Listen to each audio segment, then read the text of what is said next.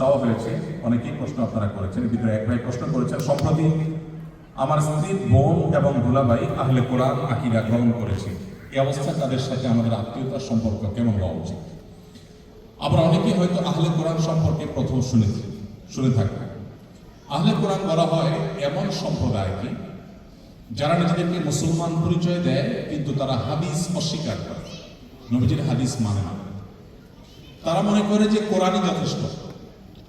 কোরআনের কিছু আয়াত, যে আয়াতগুলোর আংশিক তারা উল্লেখ করে কিংবা ব্যাখ্যা সাপেক্ষ আয়াতের একটা ব্যাখ্যা তারা উল্লেখ করে শুধু কোরআনই মানতে হবে, অন্য কোনো কিছু মানা যাবে না, কোরআন মানলেই চলবে, অন্য কিছু মানা লাগবে না, এই কথা তারা প্রচার করে, প্রসার করে, বিশ্বাস করে।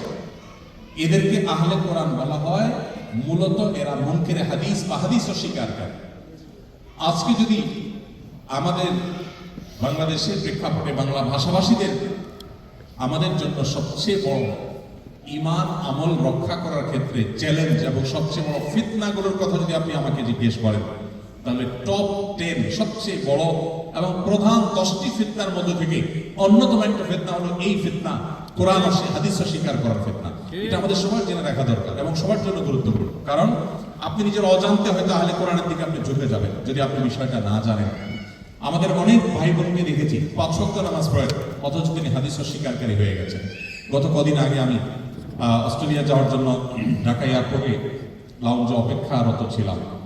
এক ডাক্তার এসে, চিকিৎসক এসে আমাকে বললেন, চোখের পানি তার ছলছল করছে। বললেন, ভাই, গত সপ্তাহের কথা, আমাকে বললেন, ভাই, আমার মা 5 ওয়াক্ত নামাজ পড়তেন, খুব দিনদার এবং ভালো মানুষ, মুত্তাকি মানুষ ছিল, সারা জীবন আল্লাহওয়ালা ছিল।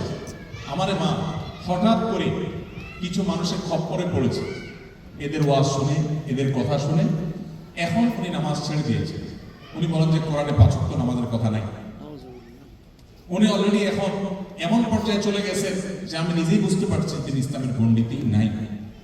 কিন্তু আমার মা, না পারছি তার সাথে জোরাজোরি করতে, না পারছি তার এই ইসলাম থেকে বিচ্যুতিকে আমি সহ্য করতে। ভাইরা আমার, এই যে বারবার করে ফিতনার কথা বলছি, শেষ যুগের আলামতের কথা বলছি, এই শেষ যুগে অনেক ভালো কাজ দেখা যাবে, মনে হবে অনেক ভালো কাজ, কিন্তু আশপাশে দেখা যাবে সেটার ভেতরটা অন্তঃসার শূন্য। এরকম একটা ফিতনা হলো হাদিস অস্বীকারের ফিতনা। এখন ঘরে ঘরে শুরু হয়েছে অতিরিক্ত কোরআনের মায়া। মানে কোরআনের মায়া তো ভালো, কোরআনের কথা আমরা একটু আগে বললাম, কিন্তু যখন কোরআনের প্রতি আপনি ভক্তিটা বেশি করতে গিয়ে নবী সাল্লাল্লাহু আলাইহি সাল্লামের প্রতি অভক্তি করবেন, তখন সেটা হবে ফিতনা, সেটা হবে ঈমান থেকে বিচ্যুত হওয়ার কারণ।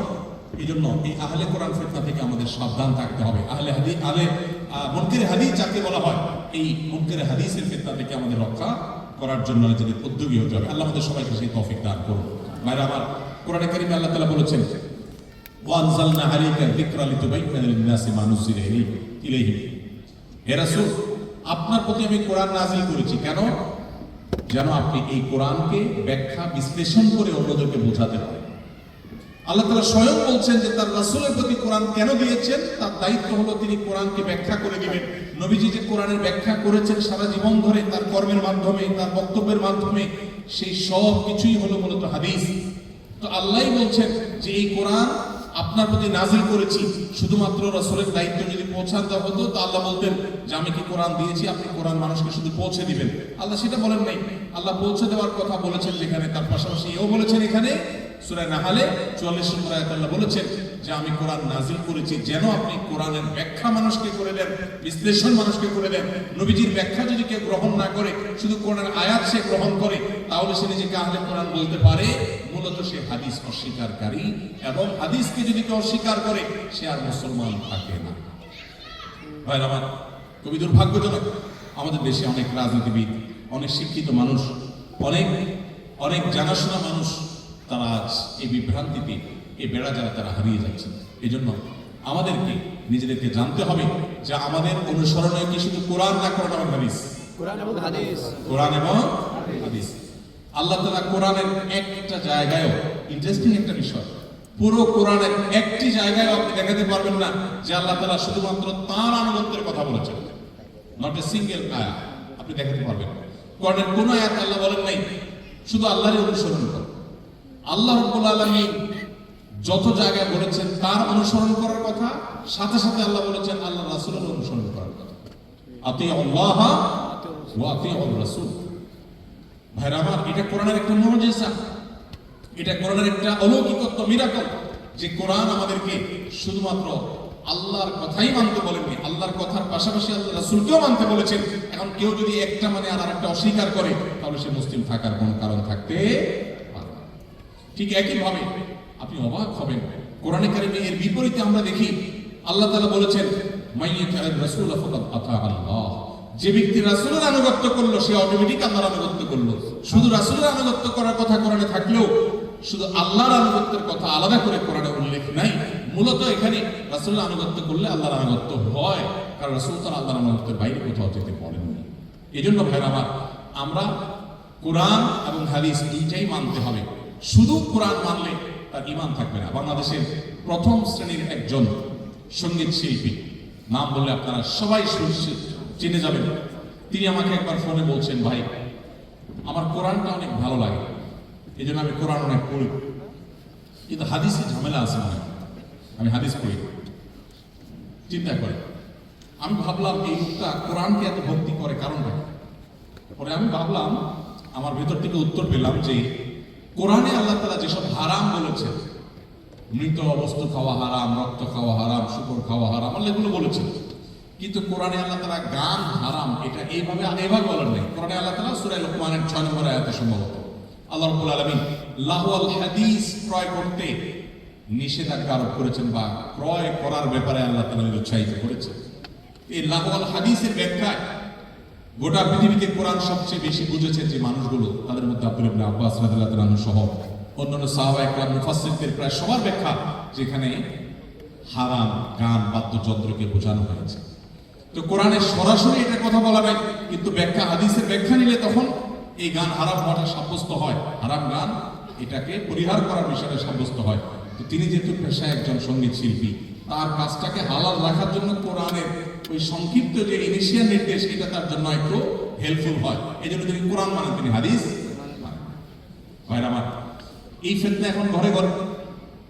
দুই একজন জেনারেল শিক্ষিত মানুষ বের হয়েছে যারা হয়তো পেশায় ডাক্তার বা এরকম কোনো পেশার সাথে জড়িত, তারা দেখবেন কোরআনের ব্যাখ্যা করে, কোরআনের তাফসীর করে, হাদিস তাদের মুখে কখনো শুনবেন না, তারা হাদিস অস্বীকার করে।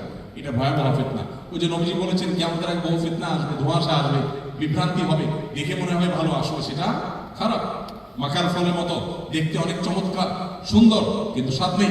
ঠিক এমনি ভাবে ইসলামের নামে বিভ্রান্তি, ইসলামের নামে গোমরাহি, ইসলামের নামে ভুল পথ, এটার দিকে বহু মানুষ আহ্বান করবে এবং অনেকে সেদিকে যাবে। এই জন্য খবরদার আমাদেরকে সচেতন হতে হবে। আমরা মুসলমান, আমরা কি শুধু আল্লাহকে মানি না আল্লাহ এবং রাসূলকে মানি? আমাদের ঈমানের যে কালিমা, সেই কালিমাতে শুধুমাত্র লা ইলাহা ইল্লাল্লাহ আছে না মুহাম্মদুর রাসূলুল্লাহ আছে? তো লা ইলাহা ইল্লাল্লাহ আপনি মানলেন, মুহাম্মদুর রাসূলুল্লাহ মানলেন না, ঈমান থাকবে না। ঠিক একইভাবে কোরআন মানছেন, হাদিস মানেন না, ঈমান থাকবে না। পরিষ্কার। প্রিয় ভাইরা আমার, হাদিস শাস্ত্রকে, নবী সাল্লাল্লাহু আলাইহি সাল্লামের কথাগুলোকে হেফাজত করার জন্য 100 মতো শাস্ত্র মুসলিম মনীষীরা তৈরি করেছেন, শাস্ত্র তৈরি করেছেন। এক এক শাস্ত্রে শত শত হাজার হাজার ভলিউমের বই পুস্তক লেখা হয়েছে। যারাই বলেছেন রাসূলের হাদিস, তাদের জীবনীকে সংরক্ষণ করা হয়েছে, সত্য অসত্য সেটা যাচাই করা হয়েছে। মুহাদ্দিস হাদিস বিশারদ করে এটা যুগ যুগ ধরে করেছেন, আমরা অনেকে জানি না। ইসলামী ইতিহাস যদি আপনি পড়েন তাহলে আপনার কোরআন সম্পর্কে, হাদিস সম্পর্কে ধারণা হয়। ভাইরা আমার, যারা হাদিস স্বীকার করেন তাদের কাছে আমাদের প্রশ্ন, আপনারা কোরআন কোথা থেকে পেয়েছেন? রাসূল আকরাম সাল্লাল্লাহু আলাইহি ওয়াসাল্লাম দুনিয়া থেকে চলে গেছেন প্রায় 1400 বছর হয়ে গেল। এই 1450 বছর পর কোরআন আপনি কোথা থেকে পেয়েছেন? কোরআন যাদের মাধ্যমে পেয়েছেন, হাদিসও তাদের মাধ্যমে এসেছে। যেই চেইন দিয়ে কোরআন এসেছে সেই একই চেইন ধরে হাদিসও এসেছে। তো কোরআনের চেইনটাকে আপনি যদি স্বীকার করেন আর হাদিসেরটাকে অস্বীকার করেন তাহলে এটা হবে স্ববিরোধী কাজ।